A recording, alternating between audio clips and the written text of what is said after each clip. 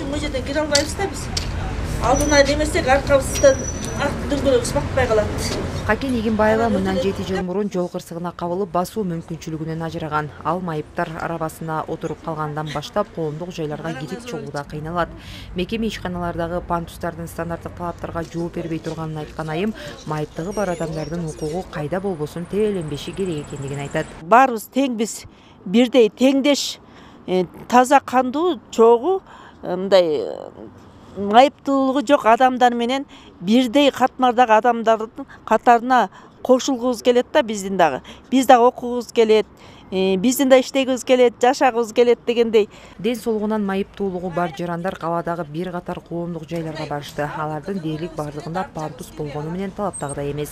Ал эми РСК жана Оптима банктарында майыптуулугу бар жарандар үчүн эч кандай шарттар жок. Бүгүн алар барган мезгилде жетекчиликтин жок болгондугуна байланыштуу кызматкерлер жооп берүүдөн баш тартышты. Ал эми көзү азиздер үчүн үн чыгаруучу жана колдун манжалары аркылуу сезүү үчүн белгилер коюлушу керек.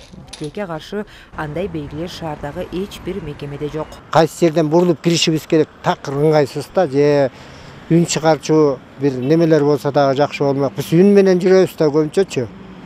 Анан жолдо жүрүүдө дагы бир неме, тиги пешеходдордо такыр белги жок, бизге ыңгайлуу белги жок. Пешеход. Кайсы жерде пешеход бар, таппайбыз чындыгында. Жогорудагыдай көрүнүштөрдү чечүүгө кала бийлиги кандай аракеттерди кылып жатканын билүү үчүн Нарын шаардык мэриясына бардык. Бул жаатта жыл сайын мониторинг жарыяланып, мекемелерге түшүндүрүү иштери жүргүзүлүп, алар үчүн шарттарды түзүп берүү боюнча тапшырмалар берилет экен. Бирок андан азырынча майнап чыга элек экенин өзүбүз күбө болдук. Ал боюнча биз сунуштар берип, былтыр бир 10 чактыдай мекеме банк баш болуп өзгөртүп жазап отчетторун беришти.